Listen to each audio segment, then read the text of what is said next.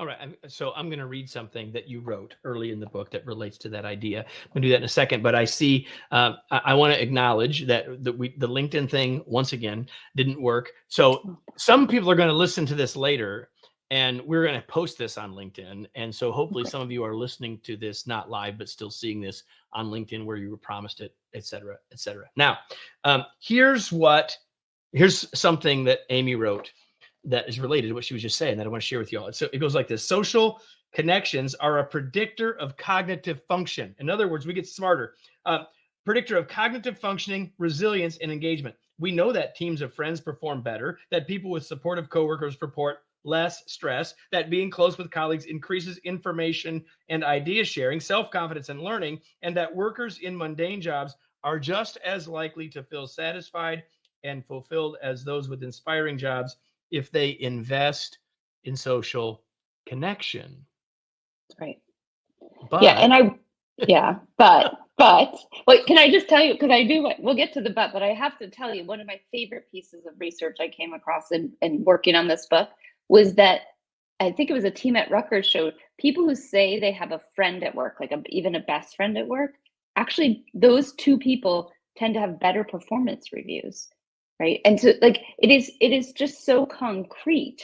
Well, it's not just about engagement or satisfaction, but it's actually about performance at work as well. Okay, we can get to that. And we can go right down the line, because if we have a better relationship, we will assume positive intent, and we're less likely to be the difficult person with the other person, at least for very long.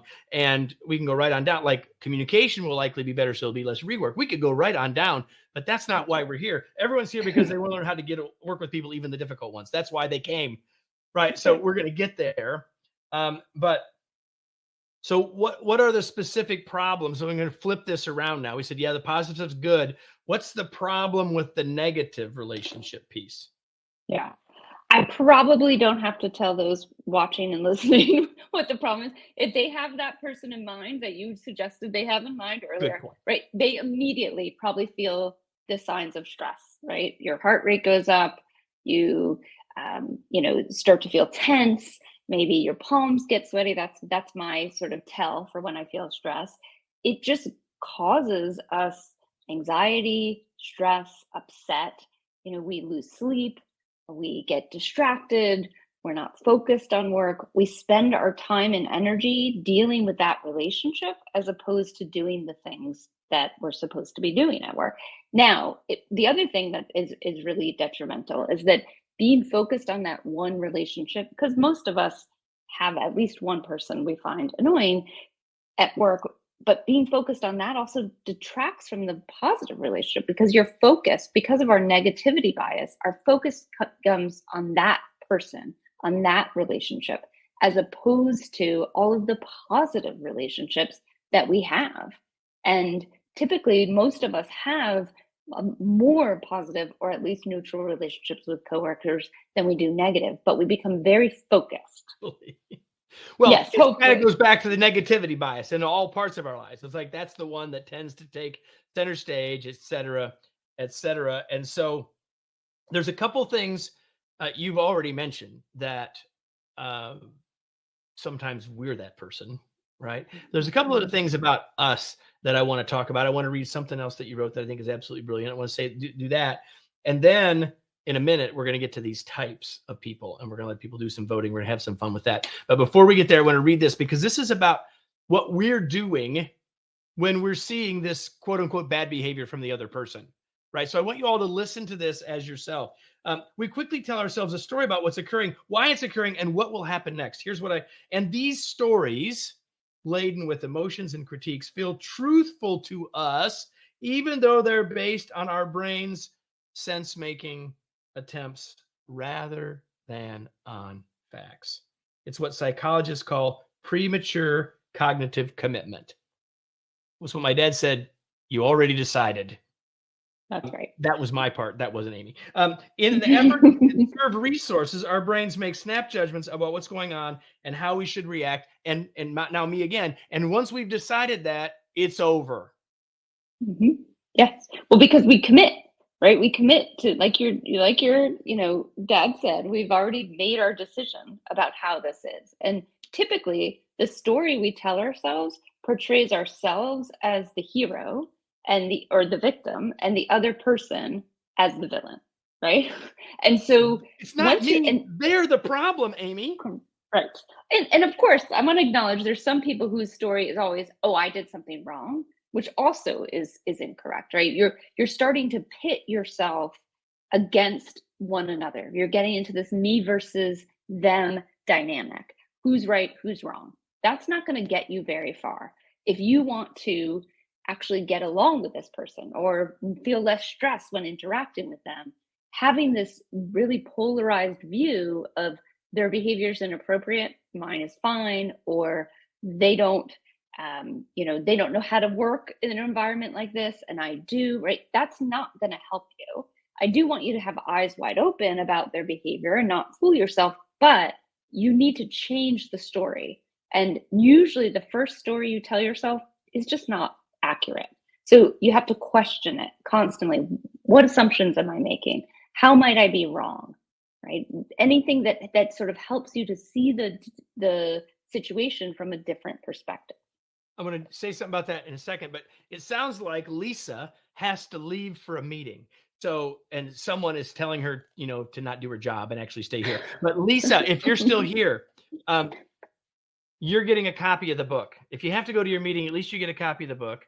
And hopefully Lisa is still here. If you are, Lisa, immediately send an email to info@virtualleadercon.com. And I'm going to write Lisa K on here. So if she's not, we can get back to her. You can say it's me, Kevin. I know Lisa K. All right. So Tamara, you or Lisa needs to get this because this is Lisa's book. Okay. Now I want to say something about what you were just saying. Yes, Lisa, you won. You won. Can I pretend to go to a meeting? Life is about choices, Marcy. Do whatever you want. Okay, so you made a really important point. And so I'm going to tell you what I coach people to do. Tell me what you think. She muted this session. Okay, awesome. You muted us or you muted the meeting? That's what I want to know, Lisa. You might be the difficult person, right? Lisa, just saying, well, she's multitasking during the meeting. So what I often do when I'm coaching others or try to do for myself is, okay, what are the possible reasons why this person did this? Yes. Like the first one is the one that I immediately went to. Yeah. But here's the thing. I'm likely never going to know why. But if I can come up with 3, 4, 5, 6, 7 possible, plausible reasons, then I go to, okay, first of all, some of those are neutral. And some of those may even have positive intent. But then I can say, what could I do now based on what, I don't know which one it is, but it could be any of those. And rather than saying, well, it's clearly this. Yeah. Well, and what I love, there's empathy involved in that, right? Because you have to you have to put yourself in that person's shoes. Why would they behave? And I often try to ask myself, okay, what would a rational person who's doing what they do, what would be the explanation? Because the other thing we do when we tell ourselves those stories is we label these people as incompetent, difficult, and we can talk about the label difficult, right? But we really try to sort of separate ourselves from them. And what you're talking about is actually trying to put yourself in their shoes, trying to see their perspective, so that you can come up with, like you said, many explanations for why the behavior is the way it is, why they're doing what they're doing. And that's each of the chapters that talk about these types of people in the book, and we'll get to the types in a minute, I know, but I start by saying, what motivates this behavior? Because I don't want to, it would be lovely to just be like, well, this behavior is completely inappropriate and unacceptable, and that's it. But that's not the reality, right? Like, we've all acted like the know-it-all at times. We've all behaved passive-aggressively at times. So there could be a very rational explanation, even if there isn't, even if the explanation is they're mean-spirited, they're out to get me, they're evil. Like, even if that's the truth, we can debate what that means, but even if that's the truth, going in with that assumption isn't going to help you change the dynamic in any way. Exactly. I love the fact that you even start with the word rational, because sometimes the story we made is they're not freaking rational, right? Yeah. So I've apparently decided that I'm going to reward behavior that I never like, which is people ignoring their meetings. So Rachel, you're going to also get a copy of the book. Rachel, you get the next copy of the book. I've got one more to give away after this. But Rachel, info@virtualleadercon.com is where you've got to put your mailing address so we can mail it to you. Okay. That's so right. I want to get to this idea of labeling difficult people in a second, but before we go there, one other thing about us. You have a short little piece in the book, which is incredibly valuable. You use a phrase that I want you to talk about, and it's cleaning up your own side of the street. Talk about that for a second. Yeah. So this is actually a term that came from a friend who was struggling. She had a teenage son who was really struggling and was getting some professional help. And the professionals who were helping him said to my friend, his parents, said, you need to clean, while he's working on himself, which obviously he needs to do, you need to clean up your side of the street. And what they meant by that was when you come to this interaction, which is fraught with your son, and this I think applies absolutely with anyone in your life, you need to be sure you have the self-awareness. You're making sure you're not sort of showing up with all your garbage. You're not contributing in a real negative way to the dynamic. Instead, you're showing up ready to work on yourself, ready to work on the dynamic, ready to be present and focused.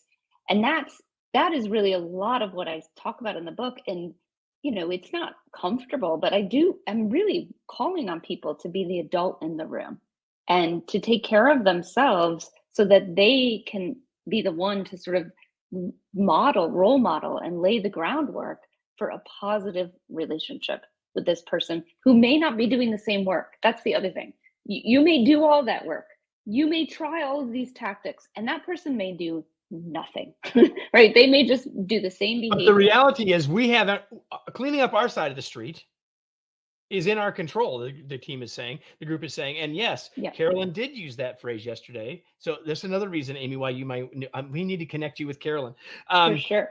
So no doubt, right? But I wanted to call it out here as we get ready to go in. So now there are 8 archetypes, and Marissa is going to there's 8. There's also like 6 questions that people are asking, but I have to keep control for a couple more minutes, everybody. So the poll is up. There are 8 archetypes in there, so they now have all 8 of them, Amy. And so you have a minute or so to vote on the one that you'd most like us to talk about. And then Marissa is going to tell me what the right answer is, or what we're going to pick on in a second, while Amy and I talk about this point. The book says difficult people. Is it the person or is it the behavior? Oh, it's funny. We went back and forth on the difficult people. My editor and I had endless conversations about this because I sort of wanted to put difficult because it's in the subtitle in quotes. But we felt like, because I think all of us are difficult at times, right? I've made that point multiple times.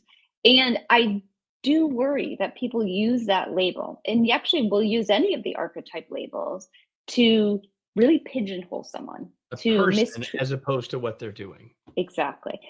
The reason I use the archetypes is because not as a way to say, oh God, this person is a pessimist, I'm done with them, right? Or this person's a political operator, I want nothing to do with them.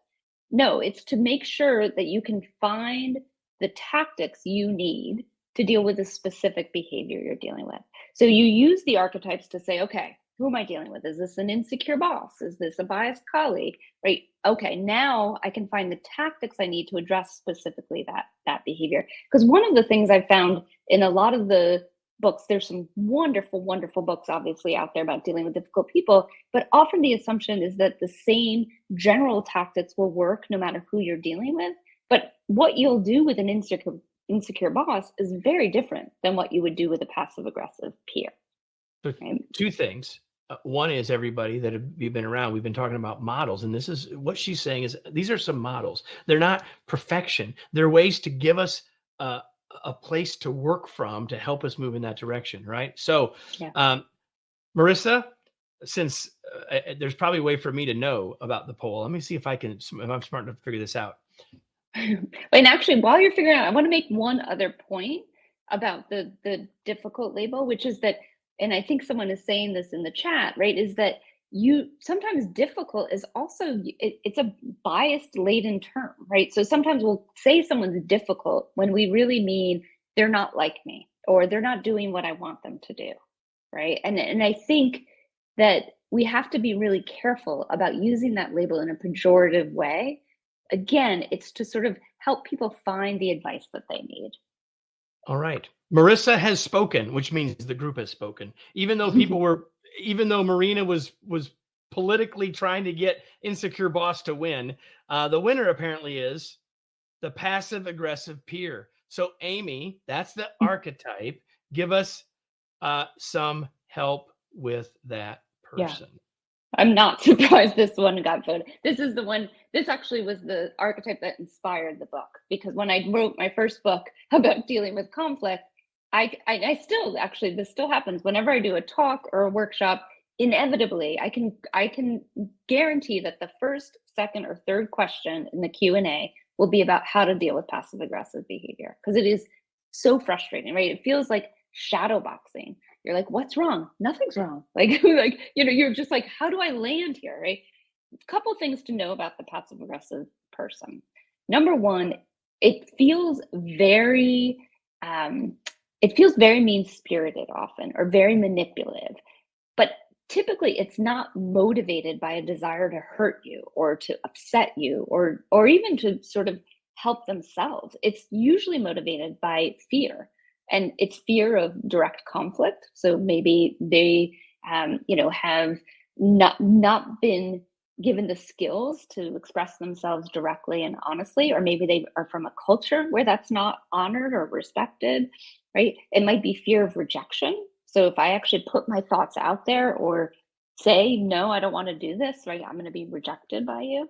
Or fear of failure, right? If I share my idea directly, then it's gonna, not succeed, and I will be the one on the hook.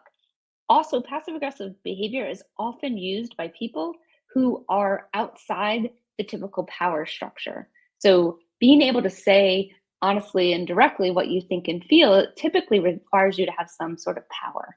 And so oftentimes what we see is people who are, underestimated in an organization or underrepresented will resort to passive aggressive behavior because it's the only way they can get what they want or express what they need. So that's just to give you a little bit of context for why we might resort to this. And I know I think about the ways I behave passive aggressively, let's say in my marriage or with my teenage daughter, right? It's because I don't feel power. I don't have the power to make them do what I want. And so instead I'm using this other behavior. So what do we do with that behavior? This is one of the trickiest ones to address. But I will say, if as much as possible, if you can try to focus on the underlying message. So what are they actually trying to say? Now, it might be wrapped up in a snarky comment or in with an eye roll, right? But what actually are they trying to say? And can you give them the safety? Can you give them the psychological safety to be able to express that more directly? Go back to one of the first things you said. One of the root causes is people they feel powerless. They feel afraid. Mm-hmm. And so if we can give them that, we can get them past that.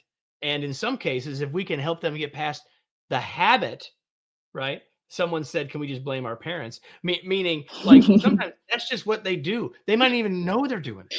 They might not even know. That's exactly right. And sometimes in my personal life, I've dealt with passive aggressive people where I've worked up the courage to be like, you're being very passive aggressive, which I don't recommend, by the way. That label, no one is like, oh, thank you for pointing that out, right? But I worked up the courage to tell this close friend of mine that she was behaving passive aggressively, and she was dumbfounded. She was just like, what? And I explained, you said this and then did this, but you said this, and I really think you meant this. And she was like, I had no idea I was doing that.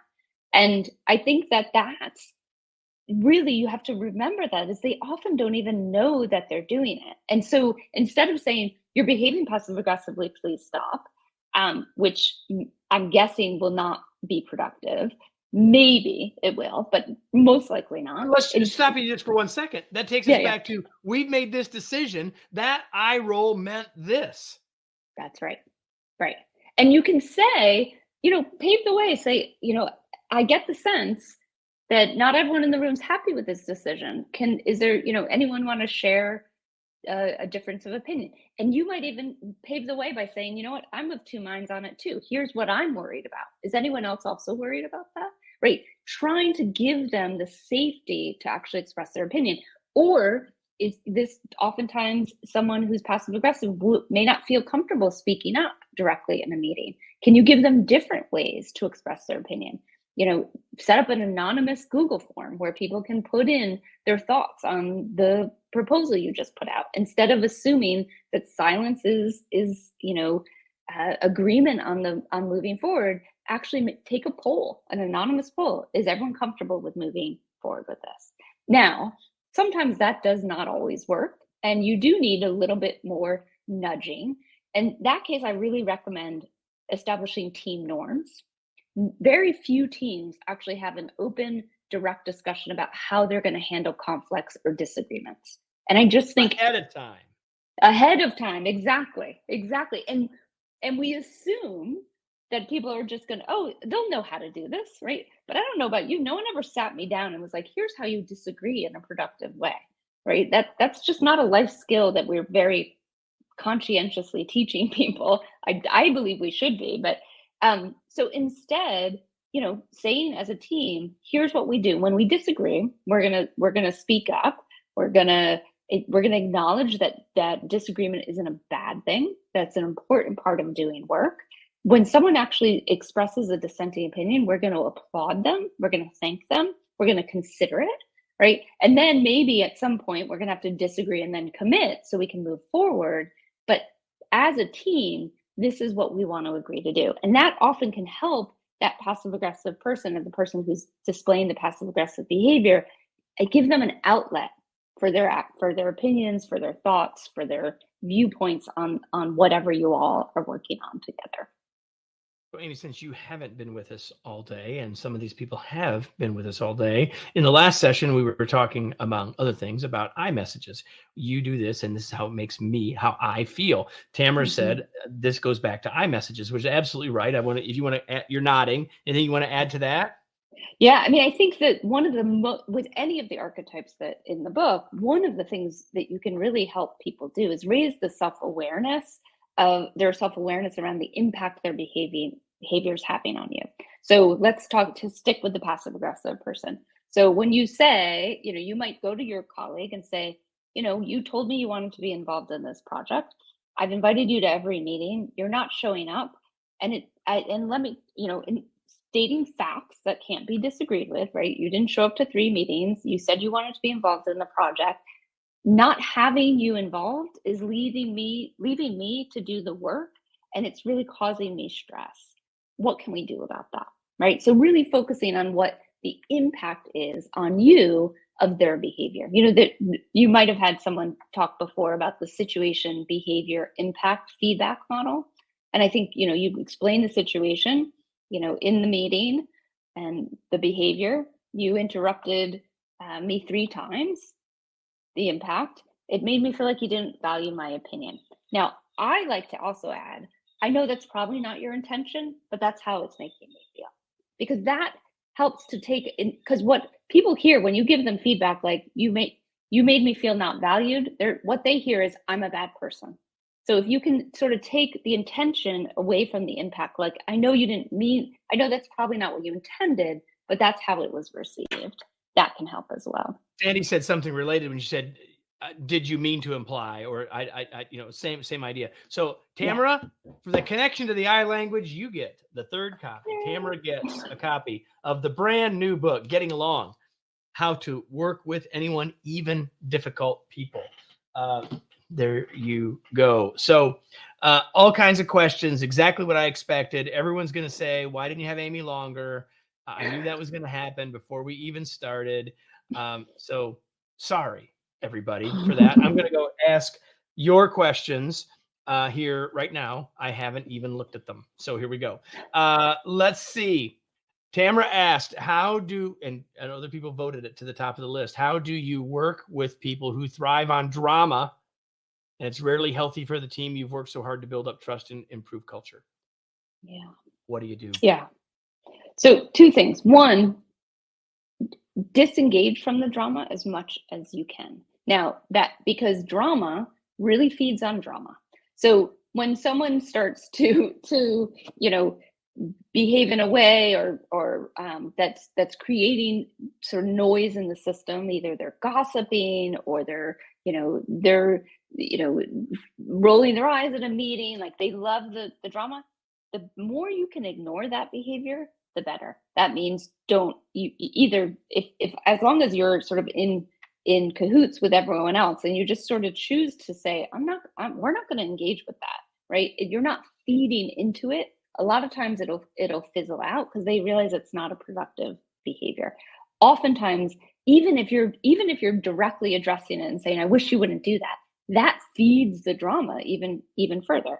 Now, there does come a point at which sometimes you have to say, please stop coming to me with gossip. It's not helpful. Or I don't feel the same way. I actually think the team is working really well together. Whatever counter statement you need to make, but as much as you can disengage and just show you're not interested in that, and role model for others who also probably don't want to be drawn into the drama. Because the worst is you disengage and everyone else is spinning out over there, right? It's going to be really hard to stay out of the fray. That's number one.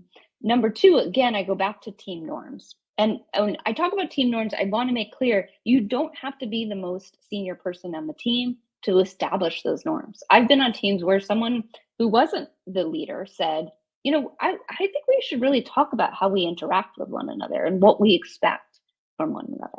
And you can do that at any level. Two things about that, everybody. Number one is, if you're forming a new team, you can make it a part of your process, part of your culture, to have that conversation when you're forming a project team, number one, which is a great strategy. But the other thing is, what we're talking about here, team norms, ground rules, whatever you want to call it, is fundamentally intentionally creating culture. And it's incredibly valuable. The idea of doing it's been around forever. It's been lost by many people, and it's very, very valuable. It's incredibly valuable. Can I say one other thing about drama? Because I think the other issue is that even if we don't actively do something like, respond to the gossip or contribute to the gossip, or, I do think there's ways in which, because we inherently become competitive with people who are doing things that we don't approve of, right? Because we don't want their way to win. And that subtle tension between you and another person can be very rewarding to this person who thrives on drama, because they're like, oh yeah, like Amy wants to show me I'm all wrong, but look, I'm actually succeeding by stirring the pot, right? Yep. And so the more you can just sort of, and I mean mentally disengage of like, that's how they choose to act. Here's how I'm going to choose to act, which is aligned with my values, right? That just doesn't give them as much fuel for their behavior, right? No action is a response, right? I love that, Michelle. I think that's a really smart response.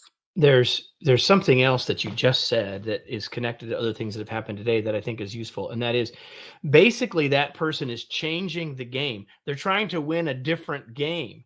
And so if we get out of trying to win and stay focused on what's really happening here, we got a better chance as well. Because when we feed it, there's a game in their head that they have the chance to win. And now it's about winning the game and not getting the results or solving the problem or whatever else it might be. Even if they don't know it, even if it's not intentional. Again, assume neutral intent. That's right. Who knows? That's just what's happening. There's 100 questions. Well, there's not 100. There's a bunch of questions that we're not going to get to, everybody. I'm sorry. Why? Because I have a couple of questions that I want to ask, and I'm going to ask them. And because this is also going to eventually be in a Remarkable Leadership podcast, there's a question I pretty much always ask there that I want to ask here. And I'm going to ask it next, Amy. And usually I tell people ahead of time I'm going to ask it. So you have to work without a net on this. I think you're going to be safe. Okay. Here's the question I have for all of my guests on the Remarkable Leadership Podcast. So if you're listening to this on a podcast later, I haven't forgotten. Amy, what are you reading these days? Oh gosh, that is a great question. So I'm looking at my bookshelf. So first of all, I'm reading a novel called Truth by Hernan Diaz. So far, it's actually in 4 parts. The first part is about this man who sort of accumulates wealth right before the Great Depression. It's really riveting. I know that doesn't sound riveting, but it's really riveting to just hear his sort of story of how he built this life. And I don't actually know what's going to happen. It's one of those books where I go in and I'm like, I don't know where this is going. So I love to read fiction. So that's one. There's another, and I'm not going to remember the full title. Actually, can I look it up? Because I think I want to make sure people know. It's about boundaries. And I actually came across this book in researching my book. Nedra Tawwab is the name of the author, and it's called Set Boundaries, Find Peace, a guide to reclaiming yourself. Set boundaries, find peace. That's right. Which is so relevant, right, to my book about and dealing with difficult people. Is like, because sometimes thank you for the link. Sometimes you're not going to be able to change the other person. You're not going to be able to nudge the relationship into a positive one. And then it's time to set boundaries. And how do you do that? And her advice in that book, I'm about halfway through it. And her advice in that book, I've been using it daily in my interactions with everything from my family to my coworkers, even to neighbors, right? It's just the way to sort of protect yourself mentally. And it's not because they're necessarily difficult, but it's just about, am I watching out for myself in all of these interactions? Because many of us, especially I would say many women, are really socialized to give so much of ourselves that we lose sight of what we need. And that can be so detrimental, not only to yourself, but to your relationships. And so it's I can't recommend it enough. It's a great, great, great book. Set boundaries, find peace, and truth.